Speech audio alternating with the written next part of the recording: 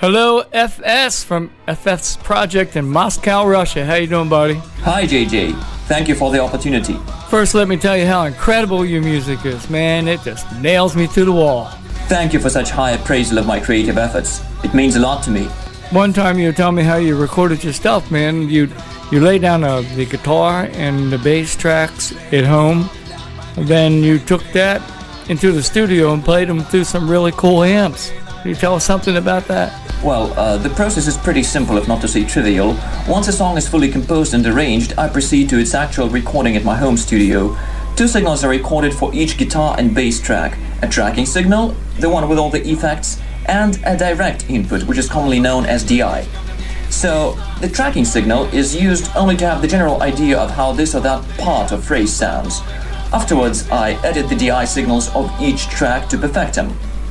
The only pre-effect I use during the stage is a wah pedal, where necessary, of course, as it has to be present in the DI signal due to the nature of this particular effect. Then, once all the tracks are ready, I take them together with my detail VH4 Special and make a point-to-point custom 100-watt amp heads, as well as a high-watt custom 2x12 cab to a fully equipped studio. And there the tracks are reamped through both amps at necessary volumes. That's about it. The drummer you have on your songs is amazing. His feet are like machines. What is his name and the names of some of the other people you've been working with? Thanks. Yeah, he's like that. His name is Paweł Jaroszewicz.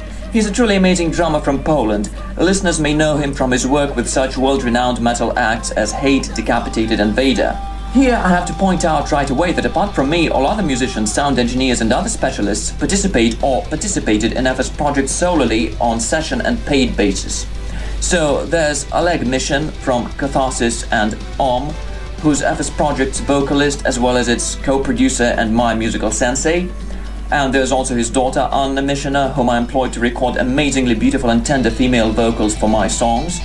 Andrei Ishenko from Arcona recorded the drums for Efes Projekt's first 2 releases, Rождение Мага and Захладne Gory. God, I'm forgetting the names of my own releases. Alexander Dronov, a legendary Russian keyboardist, composer and arranger, designed the keyboard sounds for the same 2 releases. Then, on the Искусство войны single, I employed Evgeny Belosov from 5DS to record the harsh vocals. And my latest release, Credit for Your, features a really awesome drummer percussionist from Brazil, Rodrigo Abela, who recorded congas, bongo, and shakers. Wow, man, there's some great musicianship there. World peace through music, that's for sure. So, Efes, tell us, what is the music scene like in Moscow, Russia? Well, first of all, I can tell you about Russian metal, or to be more precise, heavy scene only, as this is the area which I follow. It's pretty much like anywhere around in the world, I guess. We have all kinds of bands and authors representing every possible genre of heavy music. However, with the uncontrolled development and evolution of social media and the like, the heavy scene in Russia has been becoming more and more underground of late, although it's not necessarily a bad thing in my understanding.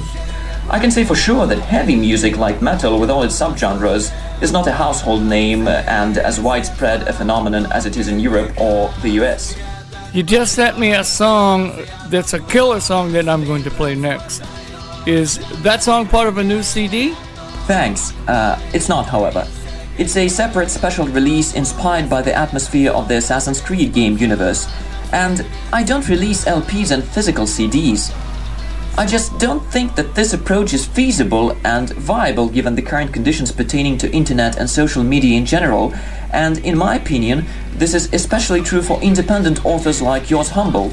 So, it's just singles and EPs for now for Efes Projekt. But, you know, little strokes fell big oaks. So how do you think the Spotlight Zone is doing so far with your attempt to unite musicians from all over the world? I think that Spotlight Zone as a whole, and its new radio extension in particular, is a great initiative helping independent authors and artists from all around the world to get heard. So keep the good work up. Is there anything you want to say to our Russian-speaking listeners while we have got you online here? Будьте верны себе и продолжайте преследовать свои мечты.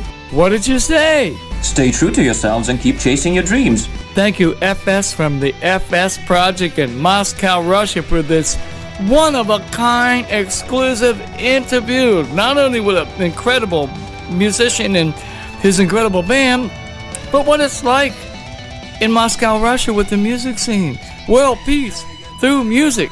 Stay in touch, buddy. Thank you once again for the opportunity, JJ. You bet I will.